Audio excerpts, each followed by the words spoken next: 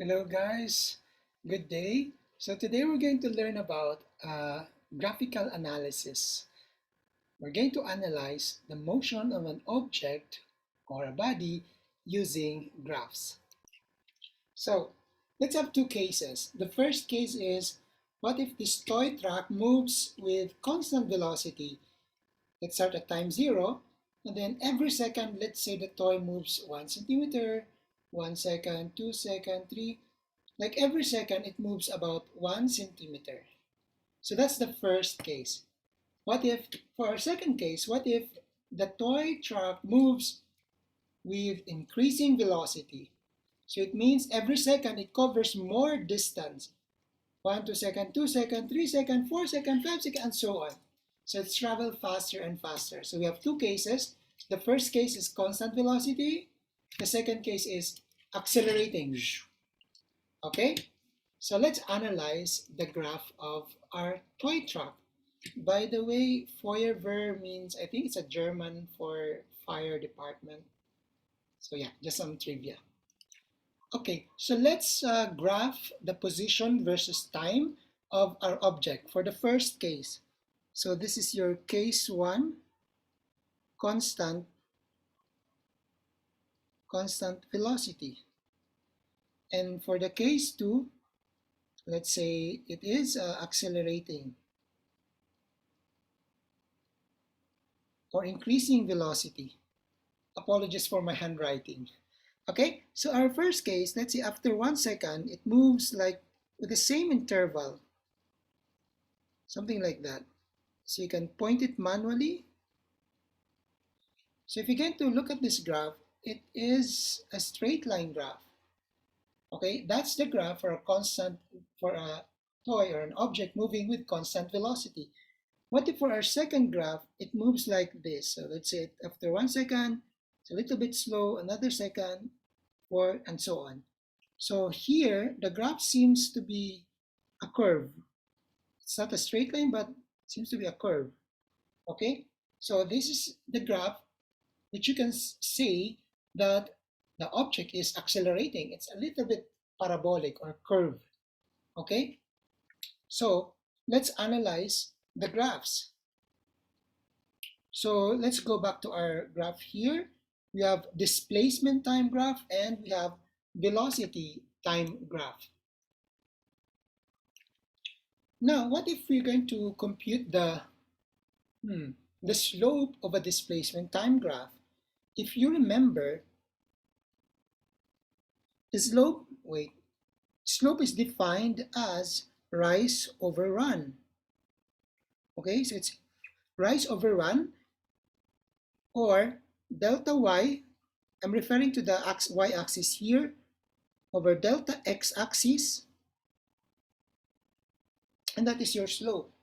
Usually the symbol for the slope is m. Okay, so what is your y-axis here? What is this? That is your displacement, right? And what is your x-axis here? That is your time. So basically, you can write here delta x for your y-axis over delta t for time. And what is displacement divided by time? That is your average velocity. Okay? So, therefore, the slope of a displacement time graph will give you average velocity. Again, the slope of a displacement time graph gives you the average velocity. So how about the slope of velocity time graph or VT graph? So let's compute our slope here. M is equal to, again, delta y-axis over delta x-axis, wherein your y-axis is your velocity and your x-axis here is the time. Okay, so what is that? Delta V over delta t. And what is that? Delta V over delta T is actually your acceleration. So the slope of a velocity time graph gives you your acceleration. Let me write that here. The slope of a velocity time graph gives you your acceleration. Now let's focus on velocity time graph. Let's start with this one. What if the motion of the body or the object is like this? Straight line, increasing velocity. If you are going to determine the area, let's compute for or determine the area of this graph. This looks like a triangle, right? It's a triangle graph. So let's determine the area of a triangle. If you recall, the area of a triangle is length times no 1/2 for triangle, 1/2 base times height. Okay, that's b times h. So let's say this is your height and this is your base. Okay, in this graph, the initial velocity, as you can see, is 0 at time t naught 0. So we are concerned of the velocity here, the final v, and we have the time here, that's your t. What is this?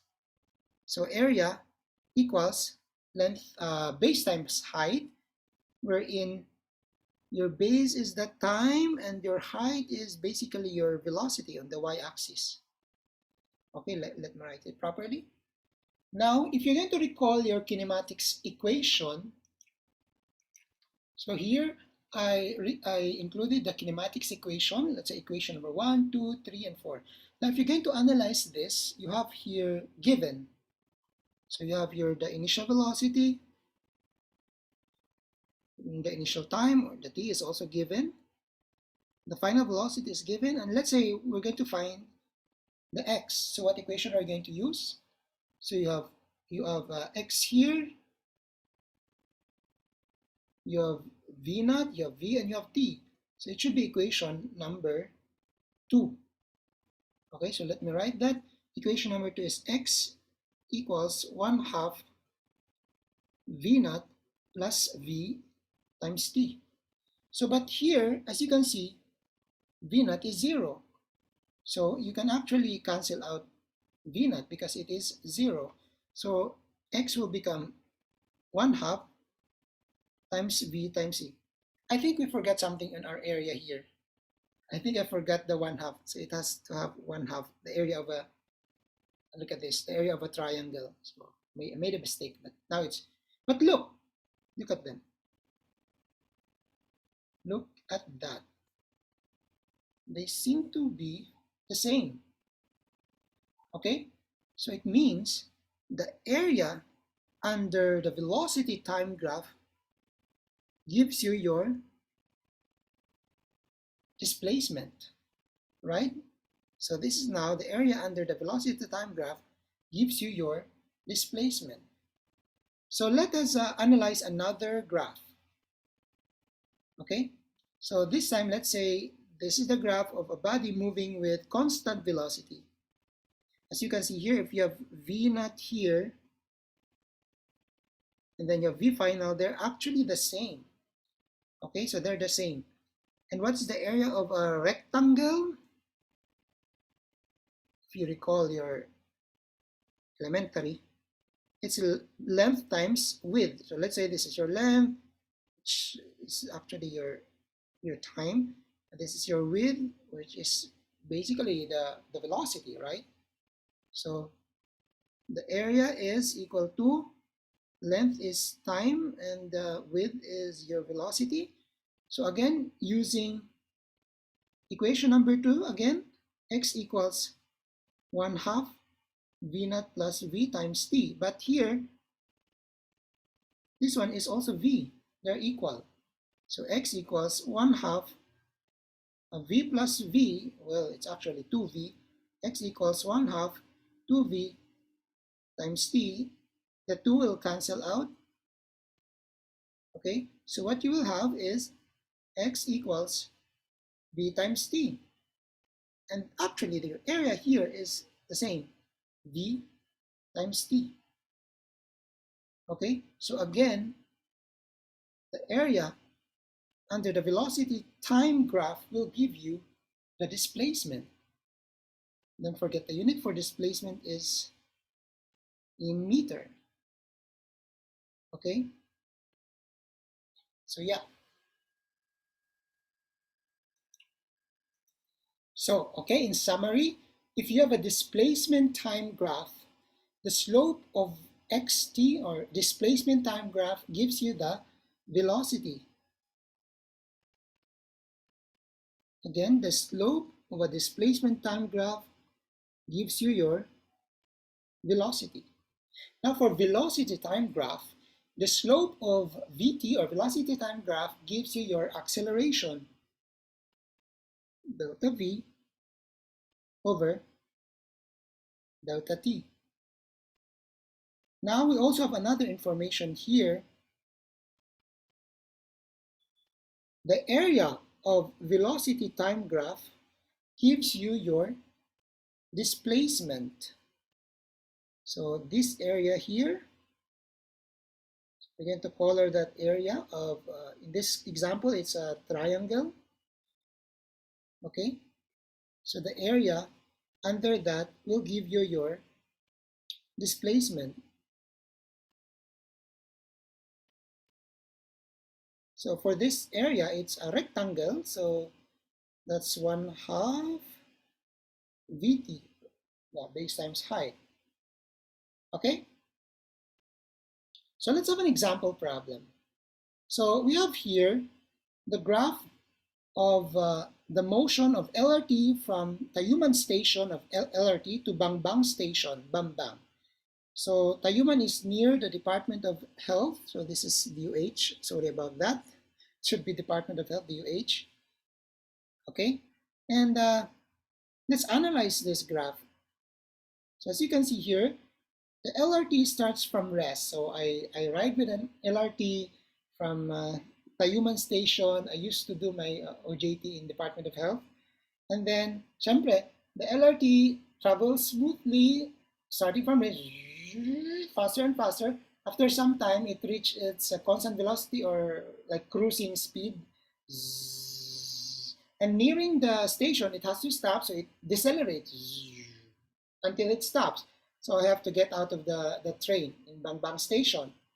Okay, so let's analyze. The first question here is, what is the distance traveled by the LRT with constant velocity? So I have I segmented a graph here. Here you have initial velocity, 0. And here you have some velocity already, constant velocity. And here you have velocity changing. It's decelerating. So which segment has the constant velocity? What's your answer? 1, 2, or segment number 3? It should be segment number 2. So this is your constant velocity part. Okay, so let's analyze that graph. So recall that if you have a displacement or velocity time graph, the area of that velocity time graph will give you your displacement. So to determine the distance traveled or the displacement, you get the area. X equal to the area. And of course, the area is length times width. So now our X here is equal to length times width. The length here is this. And of course, the width is this, which is your velocity. So it's Vt. Okay, then substitute the value. The velocity there is 25 meter per second. And the time is, what's the time? So it's from 50 second minus 20 second. So this should be, yeah, this is a 30 seconds. So the seconds will cancel out, which is dimensionally correct. So your X now is 30 times 250. I think it's, let me verify. You can verify this using a calculator. I don't want to commit mistakes. So 30 times 250. Yeah, 250. I just want to make sure. So it's 250 meters. Is this realistic? Yeah, I think so. So these two stations are actually quite close. Sometimes I uh, I walk, I just walk from one station to another, but it's too hot, so I just ride the LRT or the train. Okay, for letter B, what is the train's deceleration? Here we're referring to acceleration. Deceleration is still acceleration, but it's slowing down. So during the time interval, T 50 seconds to 60 seconds. So which part? This part here, between that part. So it's segment number 3. So here you have initial velocity and you have some final velocity within that time interval from 50 to 60 seconds. Okay, let's solve that. So this is for letter A. This is the solution for letter B. Okay, so acceleration is given by delta V over delta T, which is the slope of this line, the slope delta V over delta T. That's V minus V naught over T minus T naught. What is your initial velocity here? It's faster. It's 25 meter per second, and your final, it stops. And then yeah, I went out of that train. So it stops. So this is your acceleration now. V final is 0. Initial is 25. And then divided by the delta t. The final time is 60 seconds minus 50 seconds. So as you can see from there that we will have some answer of negative 25 meter per second over 10 seconds. As you can see, our unit will have to be meter per second squared. So A is equal to divided 25 by 10. That's negative 2.5 meter per second squared. So this is now your acceleration. Okay, so this is your answer, your final answer for that. Okay, so you can verify that. You can pause the video and try to solve it on your own. Okay, let's have some example test. You can pause the video and try to answer and analyze first before I give you the answer. Can you describe the motion of this object? Pause the video. Is it accelerating, decelerating, constant velocity, or at rest? Is it going to the right or to the left? Okay, so if you're going to look here, every second, it seems to cover less and less, okay? Less and less distance. So after 1 second, here, another second here, and less. So it means it's slowing down. So it is accelerating, but slowing down. Yes, it is accelerating. Okay, and it's moving to the right. Another example here. It's not a straight line. Every second, it seems to cover more. Okay, here, here, here, here, and so on. So as you can see, the interval increases.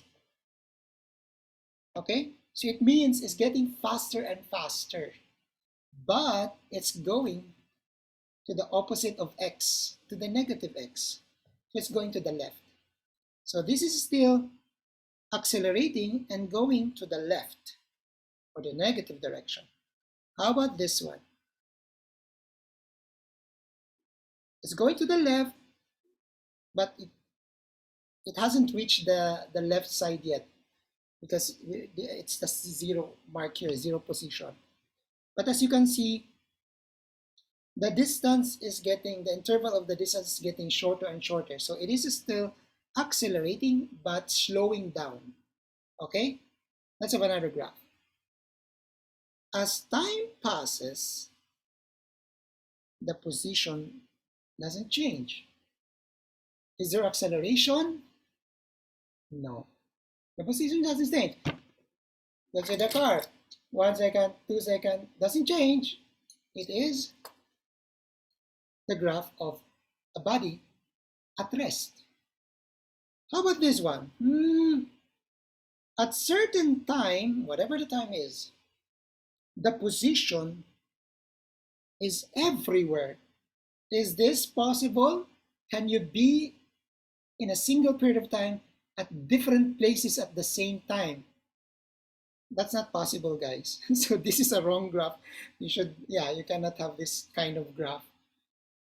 Okay, perhaps in quantum mechanics, but no. You cannot occupy lots of places in the same time. So in a macroscopic level, doesn't exist. Okay? So just a thought, just for you to think about. How about this? The position decreases, so it's moving. Yeah, it's moving with constant velocity, but negative direction to the left side. Okay? Straight line for displacement time graph means constant velocity. If it's like this, it's going to the right. If it's like that, going to the left. Okay, let's go to velocity time graphs this time. Let's go to the first graph. Look at that. Is it accelerating, decelerating, at rest, or moving with constant velocity? Look, it looks like this, but it is not at rest. Velocity is not zero. There's some velocity here. This is zero velocity. So this is moving with constant velocity. It's moving. How about this one? As time passes, the velocity increases. So this is accelerating and moving to the right. Okay. How about this one? As time passes, the velocity decreases until it reaches zero. So this is still accelerating but slowing down, or commonly decelerating, and it's moving to the left, to the negative or opposite direction. How about this graph? Oops, this is a zero velocity, but this graph is downstairs, okay, at the negative velocity. So it's not zero, so it's definitely not at rest. So it's also constant velocity, but in the opposite direction, the negative or to the left. How about this one? That should be easy. Velocity is zero, so it means it is at rest. So I hope I made you think. Okay, for the last part of this video, I will teach you guys some easy tips or techniques to graph your data for your motion activities or experiment. Okay, so we'll use an Excel. Okay, so I have your data earlier at the start of this video of a toy truck moving. The first case is constant velocity. Every second, it covers some distance. Let's just approximate the values here. Let's say 1 meter, centimeter, 2 centimeter, 3 centimeter, 4, 5, etc. So this is constant velocity. So let's graph it. What you can do is just drag and select the part that you want to graph, then click insert, and then click chart. Then you can choose. So here is my chart. Okay, so now you have a constant velocity. It starts at 1 centimeter. In my graph, it's not zero, but it's 1 centimeter, my starting position. Okay, so how about for our second data, second case? So the toy truck is accelerating, the Fourier truck. Okay, so let's choose that. Wait, we don't have the data. So let's say this is 1, this is 4 cm, I think.